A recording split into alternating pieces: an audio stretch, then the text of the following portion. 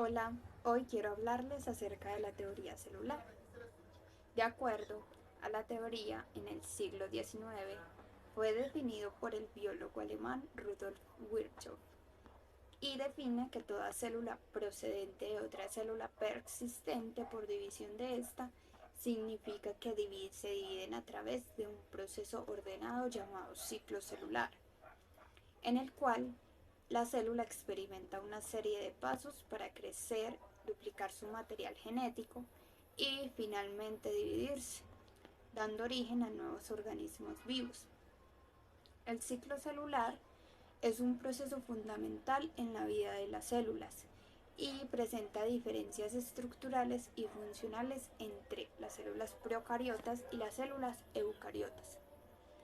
Pero ambos tipos de células tienen ciclos de crecimiento, actividad metabólica y replicación de ADN, y por supuesto la división, pero cada uno presenta características específicas de su ciclo celular. Entonces, si hablamos desde este punto, primero comencemos con las procariotas. Entonces, el ciclo celular en las procariotas consiste en un periodo de crecimiento en el cual la célula replica su ADN. Gracias a esto, la división celular es llamada fisión binaria. En esta, las bacterias utilizan un proceso similar llamado mitosis, que sucede en organismos multicelulares, tales como plantas y animales, pero su propósito es totalmente diferente. Cuando las células se dividen por mitosis en el cuerpo de un organismo que es multicelular, causan que el organismo crezca o sustituya a las células viejas y ya que se encuentren gastadas por unas totalmente nuevas. En el caso de una bacteria, sin embargo, la división celular no es solo una forma de hacer más células para el cuerpo. En realidad, esta es la forma en que las bacterias se reproducen o agregan más bacterias a la población. Las células bacterianas generalmente tienen un solo cromosoma circular y siempre van a carecer de núcleo.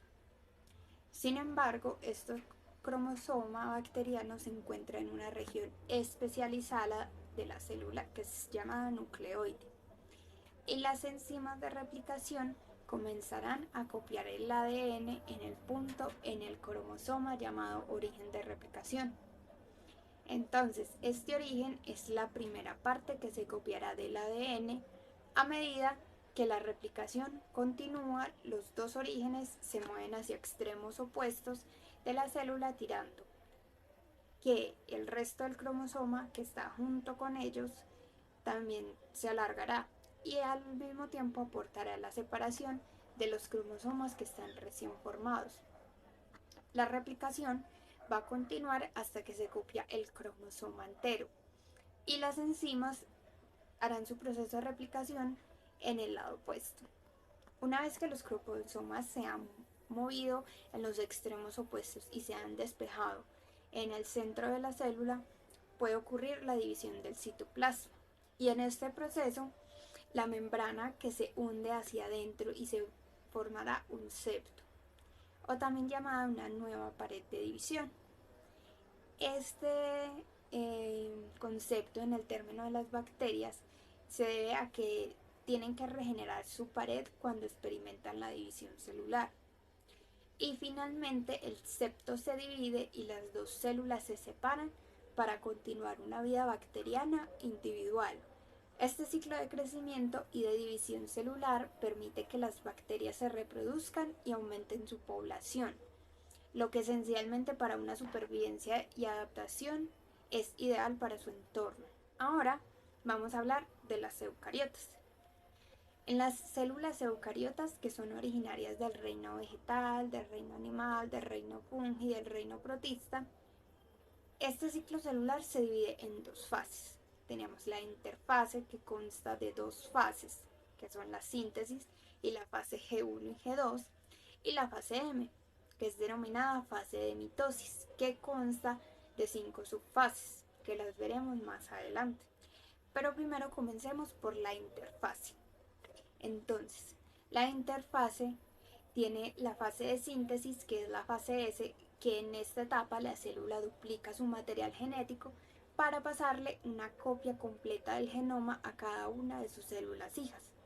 En la fase G1 y en la fase G2, cada de estos ciclos tienen dos fases denominadas que también se les llaman intervalos, en las cuales las células se encuentran muy activas metabólicamente y permiten incrementar su tamaño, aumentando a su vez el número de proteínas y organelos. De lo contrario, las células se harán más pequeñas con cada división. Entonces, hablemos de la fase M. En esta fase se reparten las células hijas del material genético que ya se encuentra duplicado a través de la segregación de cromosomas y se encuentran en la fase M. Allí encontramos ya, como les había dicho anteriormente, fases dentro de ella. Entonces, la profase. En esta etapa los cromosomas constituidos se condensan en los núcleos, mientras que en el citoplasma se comienza a ensamblar el uso mitótico entre los centrosomas. Metafase. Con el rompimiento de la membrana nuclear, de esta manera los cromosomas se pueden unir al uso mitótico mediante los cinetocoros y una vez unidos los cromosomas, estos se alinean en el ecuador de la célula. Anafase. Se produce la separación de las cromátidas hermanas, las cuales dan lugar a dos cromosomas hijos, los cuales migran hacia polos opuestos de la célula. Y telofase.